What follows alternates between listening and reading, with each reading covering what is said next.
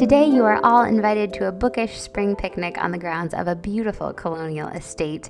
Recently I met up with some booktubers and subscribers at Pennsbury Manor. Back in the late 1600s, William Penn founded the Commonwealth of Pennsylvania and the city of Philadelphia, and this was the site where he chose to build his country estate.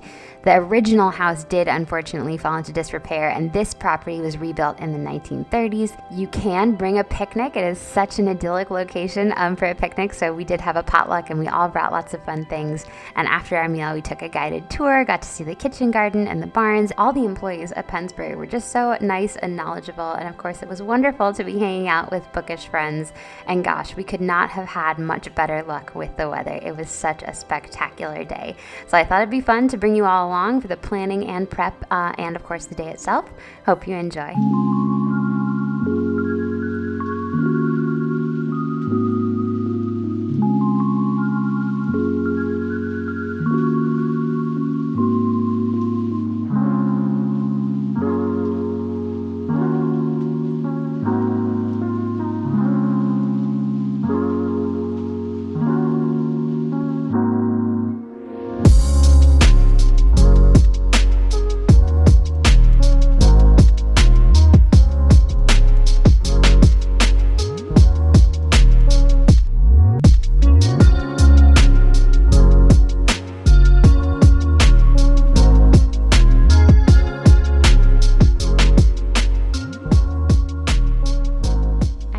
Assembling my supplies for tomorrow's picnic. I thought it'd be fun to bring lots of cute decorations and show you guys before I packed them all up. First of all, obviously, I have the Sherwood ring. This is the book that we're discussing because, of course, if we are meeting up, there should definitely be a book discussion. And this is so fun because Pennsbury Manor, it's based on the house of William Penn, built in like the 1600s, and the Sherwood ring takes place at a house built in the 1600s, and of course deals with the American Revolution. But then we have lots of fun picnic things. So I bought these garlands a while ago at Target, and I thought they would be super fun. And I'm kind of proud of how I jury-rigged these. They're actually yogurt containers, and I put some grit in them. And then these are chopsticks. And then I just taped them to the top of the chopsticks. So I think I should be able to, we'll have them kind of going along the table. Or, I mean, we could hang these from something else. So we'll have to see when we get there what the best decoration is. And this also I got a while ago at Target, and I just thought it could be a fun thing to have along the table.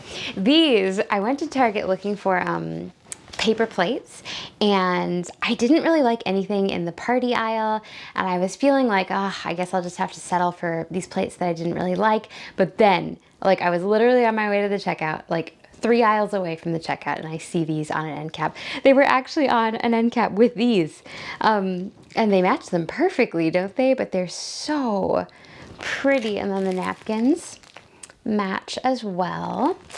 And then I do have a tablecloth. This one is nice because it's PVC, so you can wipe it off, but we'll see which one works best. These are just some kind of cute doilies that I thought would be fun to possibly decorate the table with. These, my cousin Becky suggested these, and they are so cute. I did not even know they existed. The brand is called Talking Tables, and they are paper teacups. So they're just so cute. They're only for cold beverages, not for hot beverages. But I don't think we're going to be having hot beverages. But yeah, you just fold out the handle just like that, and there are little saucers in there as well. And the design is so pretty. So very excited for those. Oh, and I'll have to show you my cutlery too. I found it at Michael's, and it was so cute.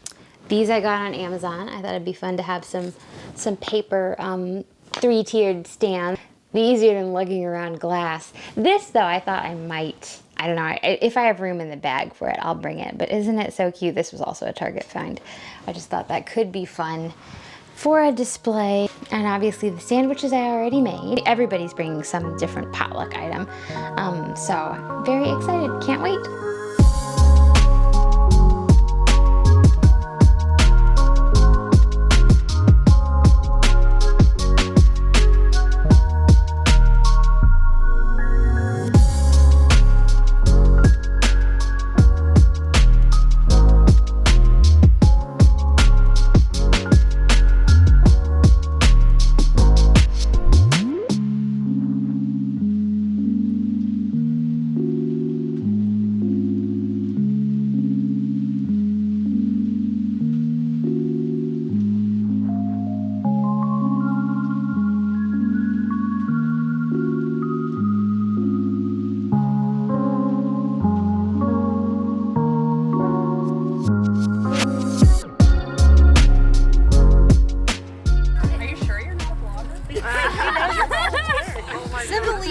have an adventure at Pennsbury. Oh, she should. That could be a special. I was saying, like, I almost wanted to bring her. Yeah. And I have a leash for her, but she would have hated it. So but I was so tempted. Okay, do we want to smile real quick at the camera, so this will be our sort of picture. Okay, perfect. Why, hello there, friends. It's Emma here, the Bookish Princess. And look at all these wonderful Bookish friends. Kate here, and Rainy, and Erica, and Morgan. Oh my gosh, we have to show you this stunning spread. Everybody brought such beautiful things. Look at the adorable pies and delicious treats. Very exciting. And here's our book, The Sherwood Ring. So today is actually Coronation Day. And this seems like a very American way to celebrate the coronation with a discussion of a Revolutionary War book. But so many people have been having picnics and things with chicken salad sandwiches and meat pies, and so it seems very appropriate that we're having a lovely little bookish picnic.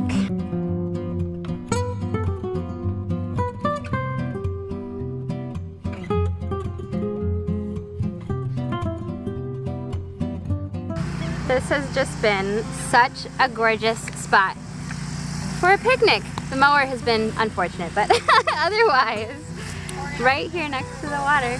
So beautiful.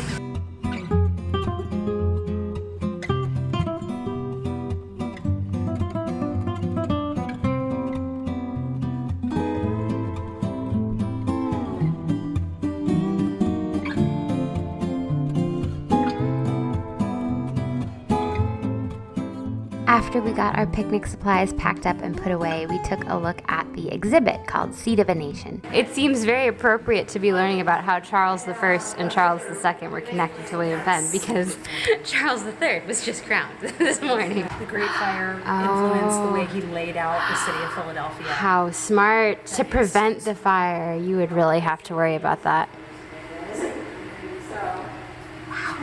Oh, that's so beautiful. Documents in the past were just so beautiful. Isn't Springett such a unique name? I assume it's a woman's name, not a man's name. Oh yeah, there. Look at his wife's first name.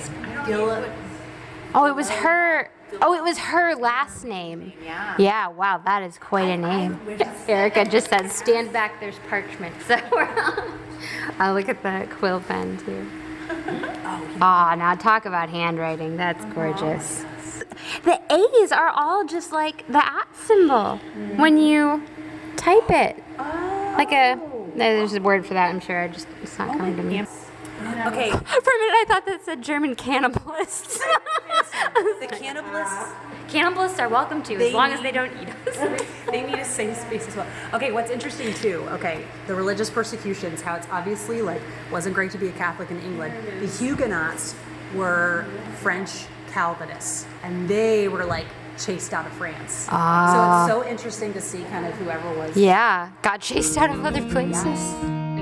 We did do the guided tour, which was a lot of fun. It starts with a movie, and then you get to go into the kitchen house and the main manor house. It was so fascinating to hear so many different stories about how this location was chosen by William Penn because of its easy commute into Philadelphia by river along the water. So the land side of the house was actually like the back of the house. It was made of wood, and the front of the house was made of brick because most people would approach by the river. Like I mentioned, this is a reconstruction, but it was interesting to hear about how the house was reconstructed. The tiles on the fireplace, they actually did dig up out of the ground. They excavated them. The period pieces are not original to the house, but they're still so gorgeous. Those silvered chocolate pots and this writing desk I was super envious of. I want one of those.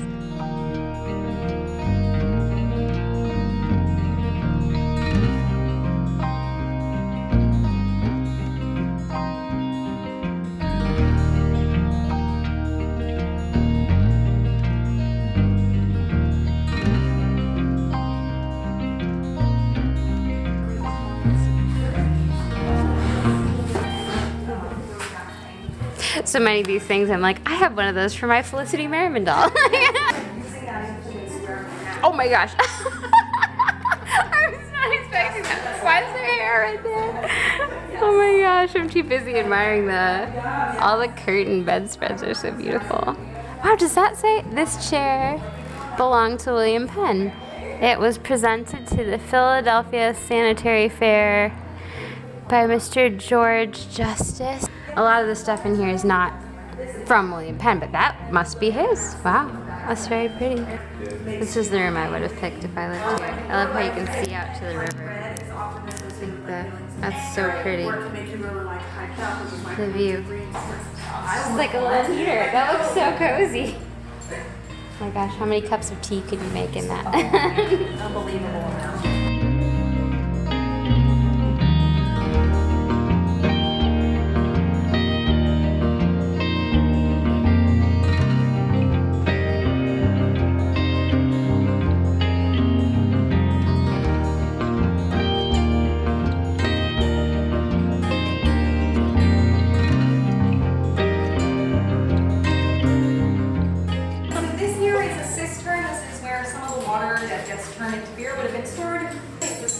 Down to me, it looks closer to 10.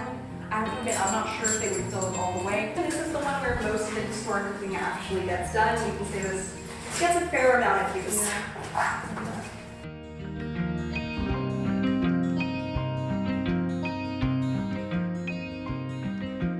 Okay. Oh, one of the little tall things. Yeah. I can put it on speaker too. Do it. Yeah, do it. Yeah. Okay. Oh, okay. Here we go. Did it work? Well, this is the virtual bookshelf. Ooh. It's like a whole thing. Gardener's Planter's Manual, and they're all like Cool. the manner of raising, ordering, and improving forest trees. You sounded so proper. Well, the font is so proper. I was trying to match my voice to the font. The Garden of Eden, the flower garden enlarged. That's real. Amazing. Oh Calendarium hortense. Oh, the Gardener's Almanac. That's fun. Wow. Provided fruits, vegetables, and herbs. That's such a fun idea. Is it fruit? This does fruits. I have no idea. I don't know. Opinions, post in the comments. I love Kate was saying earlier that Peter Rabbit should be here, and it does look like he should be hiding somewhere. And if Cymbeline was here, she would chase him. Whoa, look at that thing. With the they're beautiful. I was just admiring them. I had no idea chives had a flower. It is like a thistle. I can't believe how much stuff they have growing here. Sweet horseradish. Oh my gosh. Wow, that's fennel. The fennel is beautiful too. It looks like it belongs under the sea or something. Oh, this is flax. I want to know, I don't see a label, but I wish I knew what that was. Doesn't that look amazing? Is it like, I don't know what kind of vine, and I don't see a label.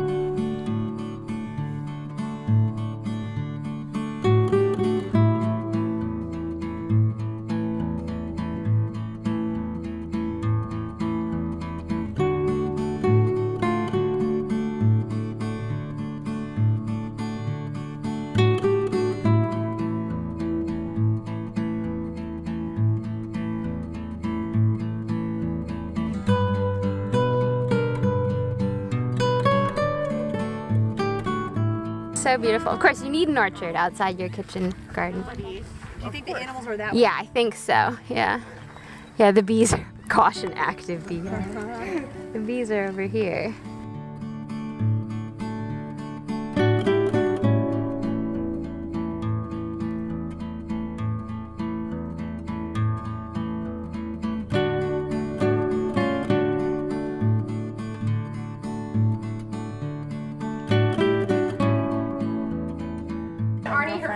On the other side, so you can. Oh,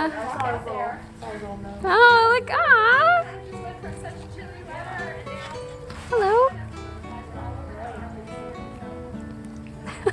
It's like he's looking in at the door. That's so cute.